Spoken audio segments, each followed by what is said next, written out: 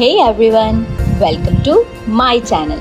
इस चैनल पे मैं बात करती हूँ commerce, economics, accounting, auditing and management के बारे में, वो भी बिल्कुल सिंपल वर्ड्स में। So let's begin for today's episode. Hi everyone, welcome back to my channel. So आज का टॉपिक बहुत ही इंटरेस्टिंग होने वाला है उन लोगों के लिए जो फाइनेंशियल वर्ल्ड में लीडरशिप की पोजीशन चाहते हैं, बिकॉज आज का हमारा topic CFO, that is chief financial officer. तो आइए जानते हैं कि CFO के क्या क्या काम होते हैं, कैसे वो ऑर्गेनाइजेशन को हेल्प करते हैं ऑर्गेनाइजेशन के विजन और मिशन को अचीव करने के लिए। Let's begin. Okay, so CFO is a very senior executive position. हम इसे हाईली रैंक्ड पोजीशन भी कह सकते हैं, जो ऑर्गेनाइजेशन के फाइनेंशियल ऑपरेशंस को मैनेज करती है और फाइनेंशियल स्ट्रैटेजीज बनाती है। ऑल्सो ये फाइनेंशियल डिसीजन मेकिंग में हेल्प करती है पूरे मैनेजमेंट की। मैनेजमेंट में कौन कौन आता है? CEO, बोर्ड ऑफ डायरेक्टर्स और दूसरे स्टेक होल्डर्स, जिन्हें भी फाइनेंशियल गाइडेंस चाहिए होता है।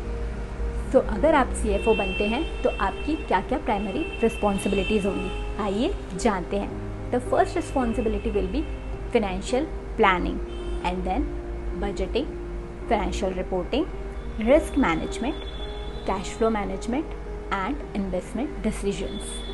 सो क्या इंपॉर्टेंस है ऑर्गेनाइजेशन में CFO की?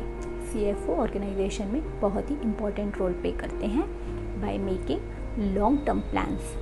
क्या बनाते हैं वो? लॉन्ग टर्म प्लान्स बनाते हैं कंपनी के सस्टेनेबल ग्रोथ के लिए, जिससे कि कंपनी आराम से धीरे धीरे सस्टेनेबली ग्रो करती रहे। सेकंड, ऑर्गेनाइजेशन के फाइनेंशियल गोल्स को अलाइन करते हैं कंपनी के मिशन और स्ट्रैटेजी के साथ। क्या कंपनी का मिशन होगा, क्या कंपनी की स्ट्रैटेजीज होंगी, ये सब फाइनेंशियली कैसे ड्राइव होंगी, उन दोनों का सामंजस्य बिठाते हैं। थर्ड, कंपनी के फाइनेंशियल हेल्थ पर इंसाइट देते हैं। दैट मीन्स वेदर कंपनी बहुत अच्छा कर रही है, कंपनी के पास कितने रिसोर्सेज हैं, जो रिसोर्सेज हैं वो एडिक्वेट हैं या नहीं हैं, कहाँ कितनी कॉस्टिंग लग रही है। सो बेसिकली ओवरऑल हेल्थ कैसी है कंपनी की, उसके बारे में ये स्टेक होल्डर्स को, मैनेजमेंट को, सबको इन्फॉर्मेशन देते हैं। यही ऑर्गेनाइजेशन के फाइनेंशियल रिप्रेजेंटेटिव भी होते हैं। ऑर्गेनाइजेशन जब भी कहीं पर इन्वेस्टर्स के सामने या फिर किसी थर्ड पार्टी के सामने रिप्रेजेंट होती है तो फाइनेंशियल पार्ट को CFO ही रिप्रेजेंट करते हैं। ये उन सभी एरियाज़ को आइडेंटिफाई करते हैं जहाँ जहाँ पर कॉस्ट रिडक्शन हो सकता है, कहाँ कहाँ पर कुछ ऐसी स्कीम्स को इम्प्लीमेंट करा जा सकता है जिससे कॉस्ट सेविंग हो, और फिर इन्हीं सारे परफॉर्मेंस मेजर्स को मेजर करते हैं या फिर हम कह सकते हैं मॉनिटर करते हैं। सो CFO का रिपोर्टिंग स्ट्रक्चर डिपेंड करता है कंपनी के साइज़, ऑर्गेनाइजेशन के स्ट्रक्चर पर। किन्हीं बड़े ऑर्गेनाइजेशन में CFO रिपोर्ट करते हैं CEO को, that is chief executive officer को, जिनके अंडर बहुत सारे वर्टिकल्स होते हैं। उन्हीं में से एक वर्टिकल होता है फाइनेंस का, जिसे हेड करते हैं CFO, एंड देन वो रिपोर्ट करते हैं CEO को।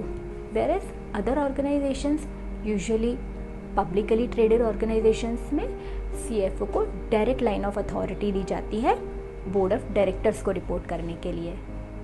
नाउ द सबसे इम्पॉर्टेंट टॉपिक कि CFO कैसे बना जाए। CFO बनने के लिए आपके पास होना चाहिए basic master degree in finance. इसके अलावा आप कुछ सर्टिफिकेशन, प्रोफेशनल कोर्स कर सकते हैं जो आपको हेल्प करेंगे CFO की पोजीशन अचीव करने में, जैसे कि चार्टर्ड अकाउंटेंसी कोर्स या फिर CFA, that is chartered financial analyst. और अगर हम स्किल्स की बात करें तो आपके पास मैनेजमेंट, लीडरशिप और स्ट्रॉन्ग कम्युनिकेशन स्किल्स होना चाहिए।